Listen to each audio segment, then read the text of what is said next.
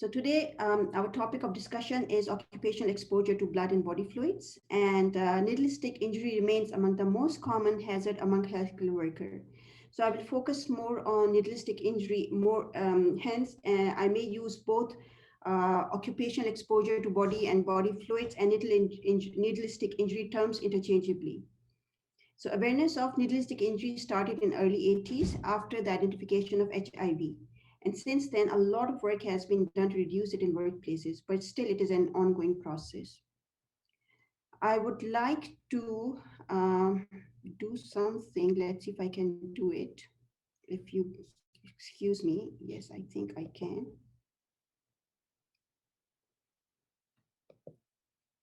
Paste. Okay, the link is not showing. Can you see the link in the chat? If you can, so can you please, if you can go to the link and submit your response.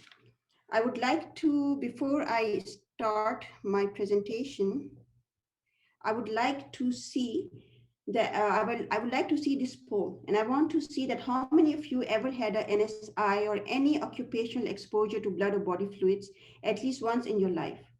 You can click on the link in the chat and let me know your answer.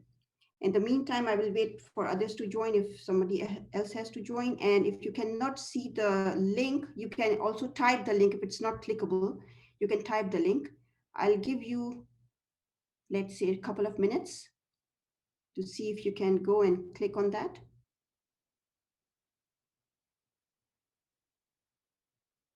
Well, here it's not clickable. It should be. No link seen. Okay, I can see the link. Why not you guys? Let me just do it again. Well, I'll be sad because I worked on this link, and if it's not working, then let's see.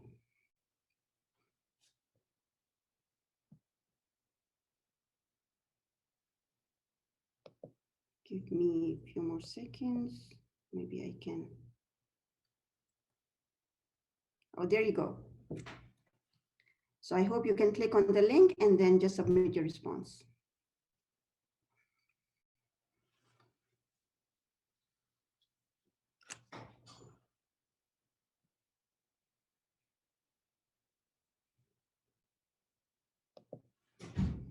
Okay, I don't see any yes.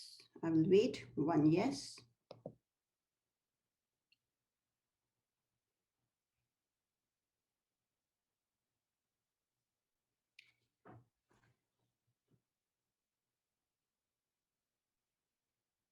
It's 4 yes, 3 no, 6 yes, 2 no's.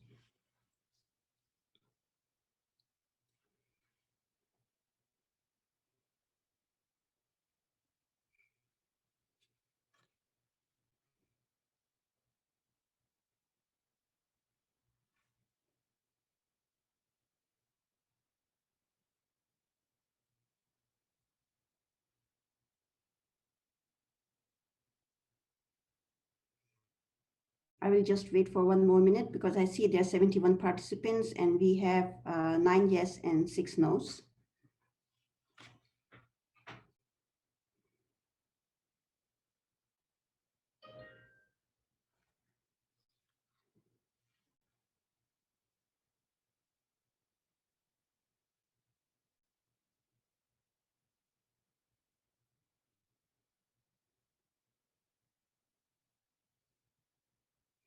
Well, it's not a big number. Not many people are doing the poll, which is fine, but you can see the trend that most of them, out of 16, 10 are yes and 6 are no's. So I will imagine that most of the healthcare workers who are working directly in healthcare settings, direct patient care, they do have needle-stick injury at least once in their lifetime. So let me just try to move forward. Now, what happened?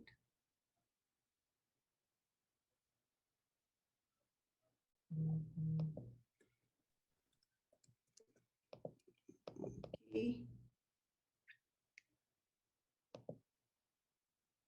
Maybe I'll stop sharing. I'll share again because it's stuck for some reason.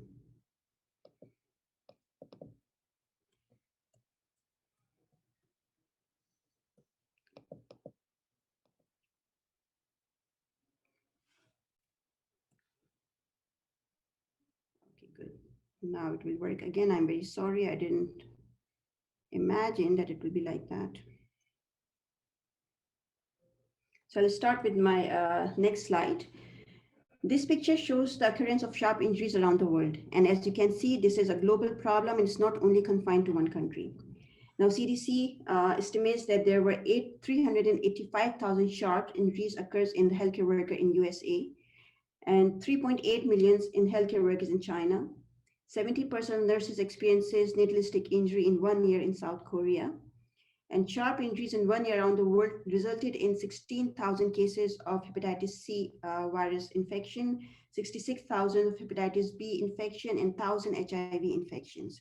So this is something which is very important and we cannot just ignore it, and we have to pay attention to it. So I'll start with the proper presentation. Over the overview of the today's presentation, I will basically review basics of occupational exposure to blood and body fluids. This part could be a little bit boring. The second part will be KCASH data and scenarios, and the third part will be most important one, that measures reduce the needlistic injury. Now, the definition of an occupational exposure. So occupational exposure is defined as any contact with blood, body fluids, or other potential infectious material that may result from performance of a healthcare worker while at work. Example of body fluids is aqueous humor, vitreous humor. Exposure to other body fluids like pleural, pericardial, peritoneal fluids, which is not common in KK settings, so I did not pay attention to that. Other potentially infectious materials include saliva, pus, body tissues, all of that. Now, occupational exposure to blood and body fluid, it poses a risk to healthcare workers. Now, who is classified as a healthcare worker? Basically, anyone working in healthcare facility. Some of the examples of healthcare worker that are more prone to needlistic injury are physicians, nurses, lab techs, CSSU staff, students and trainees, and the contractual staff not directly employed by KCASH, but they are responsible for housekeeping. Source patient will be the patient whose blood or other potentially infectious material has been the source of exposure to the healthcare worker.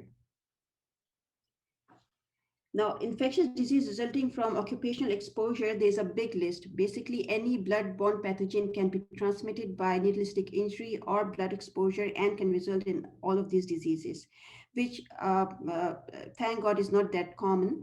The three big ones that are not in the list are hepatitis B, HIV, and hepatitis C, and I will come back to those later. But you can see that we don't realize that even for a short term, we can be infected by any of these diseases if we have a needlistic injury. Devices that commonly result in needlistic injury are, of course, disposable syringes, suture needles, phlebotomy needles, scalpels, trocar. I was trying to think of any other OR instrument that you guys use commonly. I don't know the details, but any sharp instrument basically can result in needlistic injury.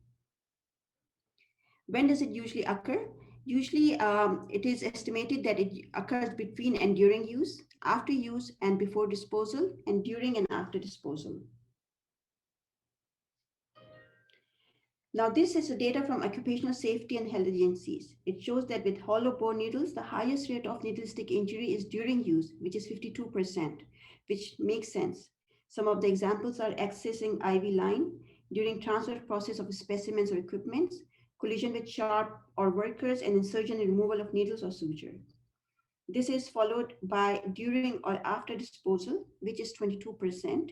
And the timings for this is usually in transit to disposal, improper disposal, or while doing the disposal. The least injuries happen after use and before disposal, which is 19%. And examples are activation of safety features, recap needles, or during cleanup. They did the same estimate for the injuries involving solid sharps like scalpels and other sharp instruments.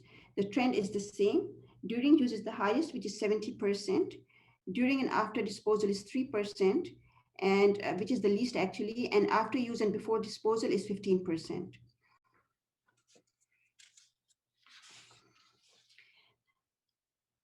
The factors influencing these occurrences.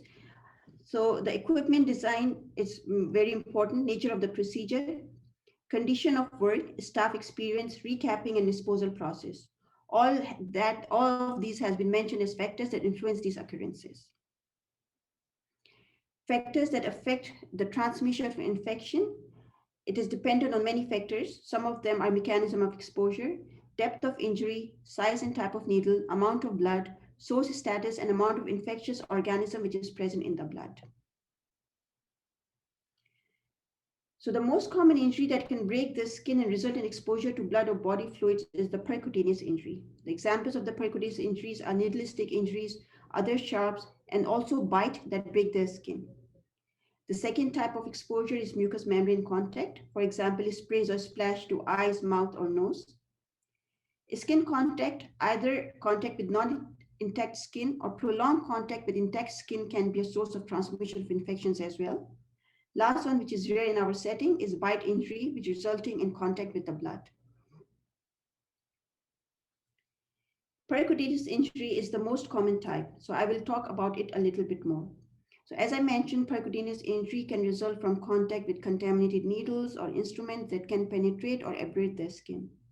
And this poses the greatest risk for occupational exposure to blood-borne organism. Percutaneous injury is further classified according to the nature of risk, which determines the post-exposure prophylaxis management. So no-risk percutaneous injuries include needles or sharps or bites that did not come in direct contact with patient's blood or body fluids, such as IV piggyback needle. Low risk includes solid needles injuries or superficial scratches without blood. For example, needles which are used for IM or subcutaneous injection. Bite injuries that result in exposure to patient's blood are considered also low risk. Moderate risk percutaneous injury includes superficial scratches with minimum amount of blood or other potentially infectious material on it. High risk injuries are those which are caused by IM and subcutaneous needle with visible blood from source, or if the device has entered the artery of the vein or the vein of the source patient. A contaminated large bore needle will be considered as high risk of exposure. Now, the other type of exposure is the mucous membrane exposure. And all mucous membrane exposure, example eye and mouth involving contact with blood, body fluids, or other potentially infectious materials, are categorized as either low risk, meaning only few drops of blood for a short duration came in contact with mucous membrane of healthcare worker. Or it can be moderate risk, in which the exposure is with several drops of blood, major blood splash, or spray that lasted for several hours. Other type of cutaneous exposure is the cutaneous exposure, which is of non-intact skin, will be low risk if it comes in contact with only few drops of blood and for short duration. It will be classified as moderate risk if it comes in contact with large amount of blood and for longer duration.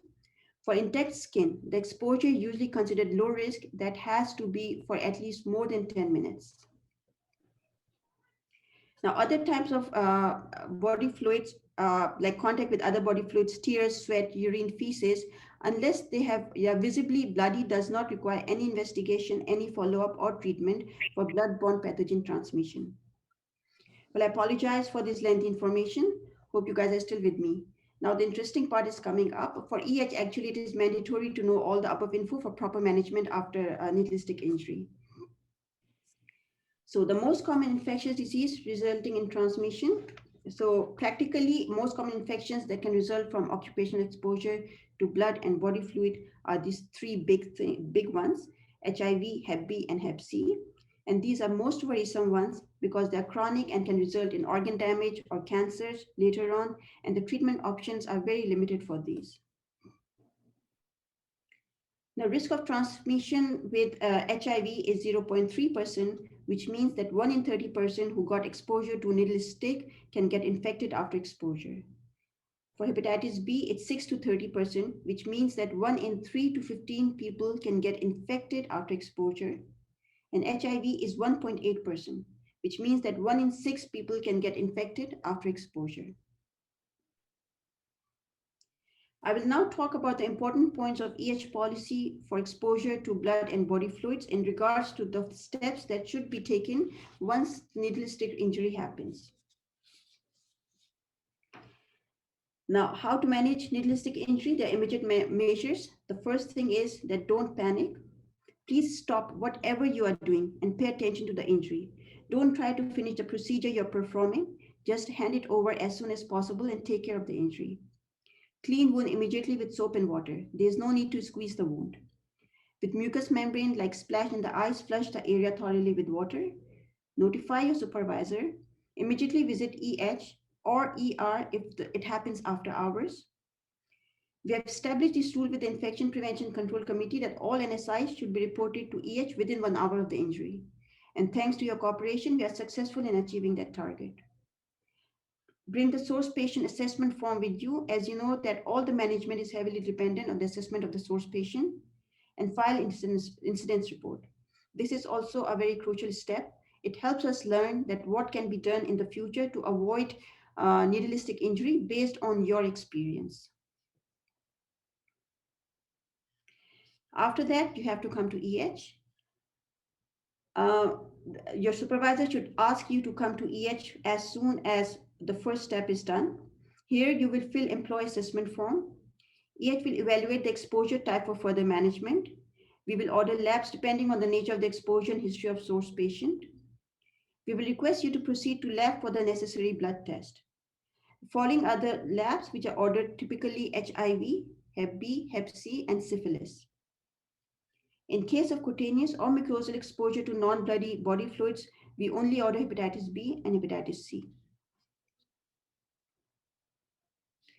Within 24 hours of the injury, EH aim is to have results as soon as possible, but it takes 1 day to get the results. This is so that we can determine the need of post-exposure prophylaxis as soon as possible. Regardless of the nature of the injury, we recommend that all employees should get tetanus toxoid vaccine once every 10 years. Or if the wound happens to be dirty, then repeat the dose anyways. Now, usually after NSI, the whole process is very smooth. Needleistic injury happens, healthcare worker and EH follows the protocol, a quick visit, hello, exchange of information, and a goodbye, and that's it. EH contact the healthcare worker again in 6 months for repeat test. But it can be a very nerve-wracking process in case the results are not according to our expectation. Now it comes the result day. So test result, if it's positive for HIV, post-exposure prophylaxis management for HIV is case by case and is usually dependent on source status and exposure type. If the source is known positive or unknown and exposure is high risk, then post-exposure prophylaxis is generally required.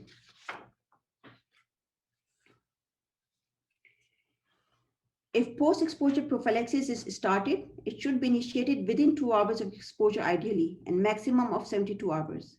The effects of the post-exposure prophylaxis after 72 hours is not well established. The duration of the treatment is 28 days, and it is recommended to use 3 or more antiretroviral drugs. Before, we would initiate 2 drugs, but now they are saying no, at least 3 or more. We do refer the patient to ID consultant and further testing of source patient for viral load is ordered. First follow-up is usually 72 hours and after that on as-needed basis. Of course, employee health is open for you all. So healthcare workers in this situation, they would like to come every day and we don't discourage that. It requires patients ongoing counseling regarding the situation and management. Test for HIV is repeated at 6 weeks, 3 months, and 6 months. In EH, we do repeat the test at 1 year as well, which is not recommended by CDC, but this is something that we do. And this should be done after initiating post-exposure prophylaxis for everyone. Well, this is a very busy table. It shows about when is PEP, which is post-exposure prophylaxis, required if the source patient is hepatitis B positive. Basically, if a healthcare worker is fully vaccinated and blood test has shown immunity for that healthcare worker, then there's no need to worry and there's no need for post-exposure prophylaxis. If the healthcare worker receives full series of vaccination twice and does not develop immunity, we call it as a non-responder. And then they will need hepatitis B immune globulin twice if the source is positive, as you can see in the second row. If healthcare worker response to vaccine is unknown and the source is positive, we will test them. And if they're immune, then no worries. But if not immune, then we do proceed with hepatitis B immune globulin and we also initiate revaccination. People who are not like who refuses vaccines or who do have vaccine but incomplete or who are unvaccinated, we start with hepatitis B immune globulin and then we offer them complete vaccination. For hepatitis C virus, unfortunately, as we know, there's no post-exposure prophylaxis treatment available. If the source is hepatitis C negative or the status is not known, then we do repeat the testing for healthcare worker at 6 months. If the source of is hepatitis C positive, then the employee is referred to ID consultant. And basically, if source patient is positive, employee will be treated as having chronic hepatitis C. Testing for hepatitis C RNA is done for the source patient to assess the viral load. And anytime, if there's seroconversion to any of these viruses, hepatitis C, hepatitis B, or HIV, the healthcare worker can be restricted from some work duties that may require close patient interaction, which is based on their viral load. So it is very important in the first place not to get this infection rather than later on monitor all these things and be on the treatment. The last one is syphilis. As per CDC recommendation, syphilis status is also checked. If VTRL test is positive for source, then healthcare workers is tested after 6 to 8 weeks and treatment will be given if positive. Now I'll come to KKISH data. This is KKISH experience, and the reason that we are arranging this presentation is that we want to minimize the needle-stick injury as much as possible in our setting. This is the data from January 2020 to April 2021 for 16 months. As you can see, the total needle-stick injuries was 39, which does not seem like a big number. But it means every month an average of 2 healthcare workers came very close to getting chronic diseases that can be caused by above mentioned viruses. But due to the sound system and their luck, they escaped narrowly. Another point is that out of 39 healthcare workers, out of 39 healthcare workers who had needle-stick injury, 23 were doctors, which is 60%. This makes sense as doctors are the ones who are mostly involved in procedures and situations that are NSI prone. But we have to be extra careful. So I will just go through the slide quickly. There were 8 consultants, 11 fellows, 4 residents, 11 nurses, 3 lab technicians, and 2 CSU staff who had NSI from January 2020 to April 2021. This slide shows the area where needle-stick injury happens. And of course, it makes sense that most of the needle-stick injury happens in OR. But I wanted to emphasize that it can happen in any area where needles or instruments are used in KKISH. As you can see, it happened in MTR, lab, ER, CSSU, on the floors, in clinics, injection clinics, and in EH as well. Now, the employee assessment form that is filled after needle-stick injury has a section where the employee has to explain how the injury happened. In the next few slides, what I did, I copied few statements and I want you to focus on it. And I request you to please evaluate the situation in your mind and see if that could be prevented. So this one says that I was performing a surgery on a patient and accidentally pricked myself with the instrument. Now, why did that happen? Was it performance fatigue, lack of attention, patient was not cooperative, less experience? I don't know the exact reason, but I know that it can be prevented. This is the main thing. The second one, while accidentally removing the suture from patient's eyes, I accidentally pricked myself. Same analysis as before. Can it be prevented? Yes, of course, it can be. This one says I was doing a subconjunctival injection and the needle pricked my finger. Can it be prevented? For sure it can be. This one says the surgeon was returning the instrument. While receiving it, I accidentally got pricked. Now here, whose fault was it? Lack of attention on both parties or any other reason? I'm very sorry, I'm not trying to blame anyone, but I'm just trying to make you think that this could have been prevented somehow. Another scenario, my colleague pricked my finger while suturing an autologous dermis graft. I hope I copied it right as I'm not very well aware of this type of surgery. Okay, same. Not the fault of healthcare worker who had NSI. So if we are not extra careful, we can not only hurt ourselves, but we can hurt others as well. This one says the nurse was handing surgeon the needle and she pricked my arm by accident. This one was a little unusual to me. When I was reading this, the thought came to my mind, who is this third person?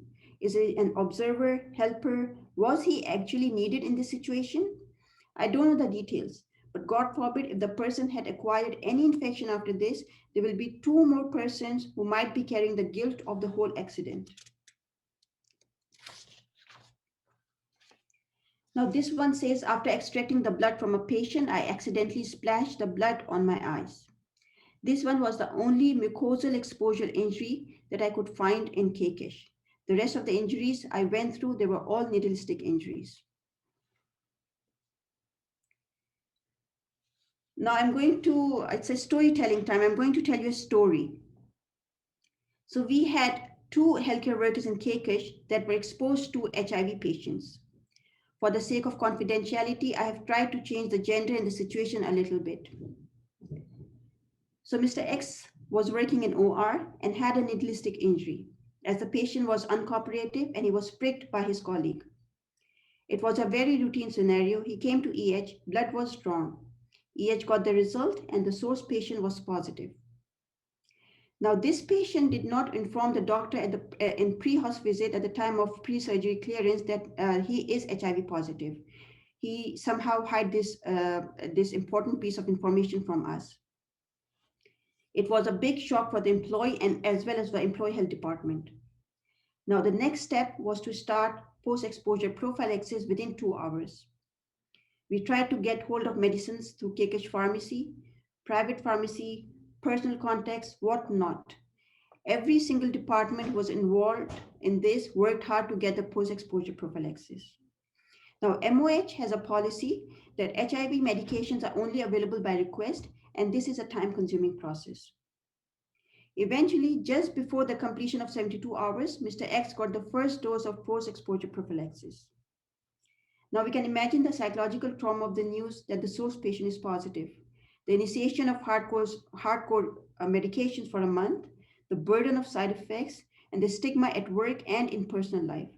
It was a very difficult situation indeed. Now, as a committee, we arranged HIV and hepatitis B prophylaxis to be present in Kekesh all the times.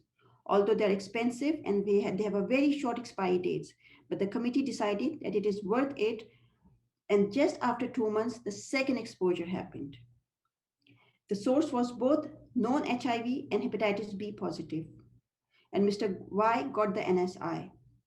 At this time, we patted on our back that we are ready and the medication was started on time. But once again, we could not prevent the psychological trauma. Mr. Y had to postpone his upcoming wedding, and for 1 year, he had full-blown anxiety to the point that I had to convince him repeatedly every time he was due for his blood work.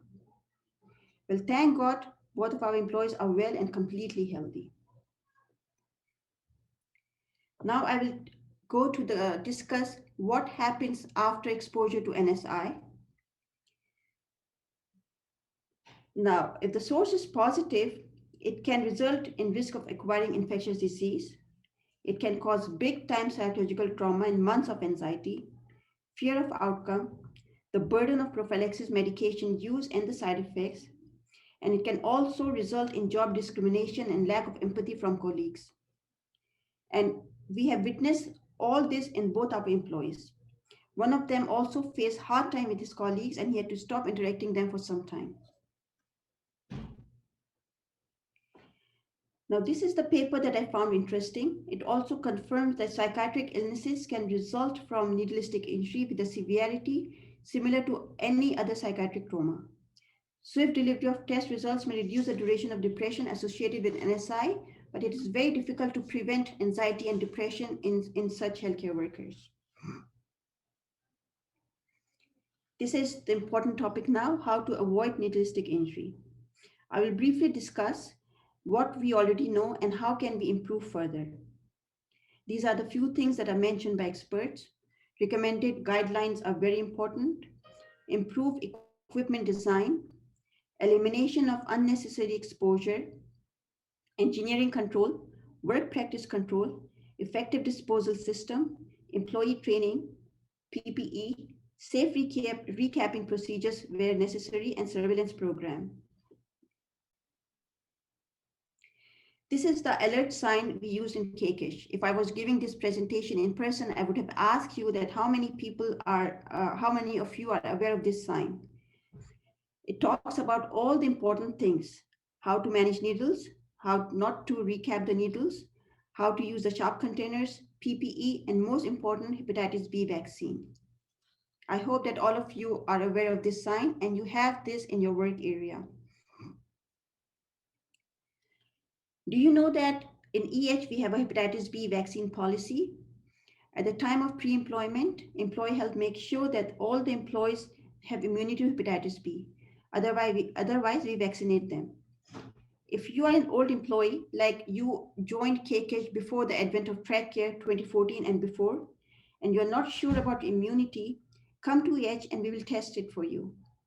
MOH do recommend early test of hepatitis B antibody for employees who are at high risk of needlistic injury, like surgeons and anesthetists, but still it is not mandatory in KKH. One of the ways to reduce needlistic injury is to find ways to eliminate or reduce needle use during procedures, medications delivery, and specimen collection. Engineering control is very important. We have to remove or isolate the hazards by using sharp disposal containers or other devices that have an integrated injury prevention feature. Safety devices must be chosen with care, as no one device or strategy will work in every situation. For work practice controls, steps that can be taken to reduce injuries include using instruments to grasp needles or load-unload scalpels, avoiding hand-to-hand passage of sharps, separating sharps from other waste, and not carrying garbage or linen bags close to the body. When I was preparing this slide, at that moment, I realized that I don't know what happens in our OR, but I'm sure that all these things are already taken care of and all the good things are done to prevent NSI.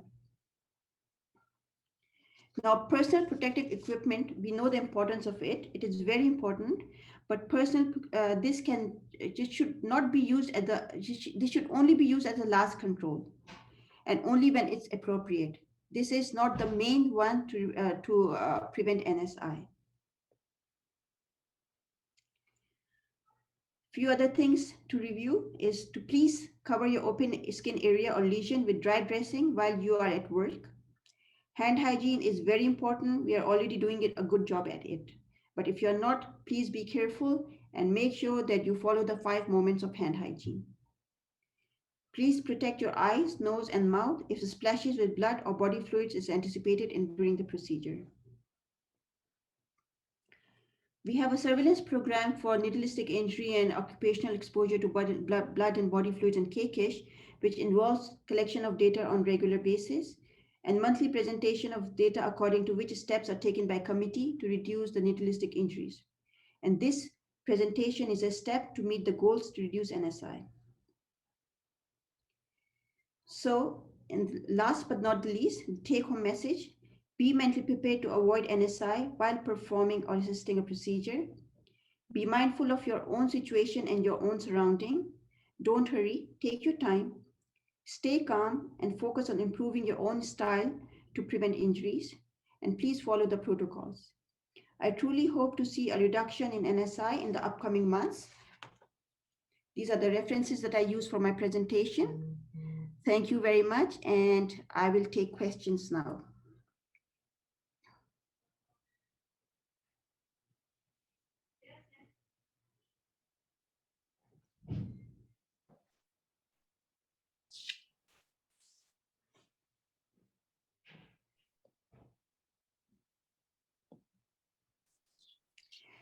Okay, I can see that many of you were unable to access the link. I'm sorry about that.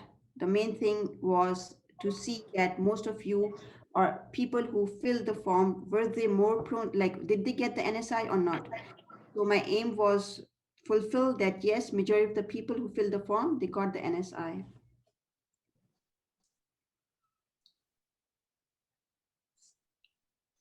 Thank you very much, Dr. Ruhi, if you allow me to speak for this really fantastic, informative lecture, because it's really important to all our colleagues, physicians, nurses, technicians, they might expose to this.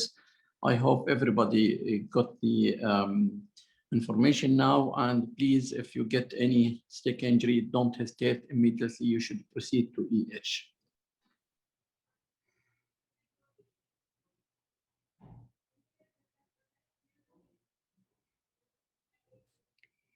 Seems like there are no questions. I hope that you guys are more mindful when you're doing your next procedure, and think about this presentation and think about needleistic injury.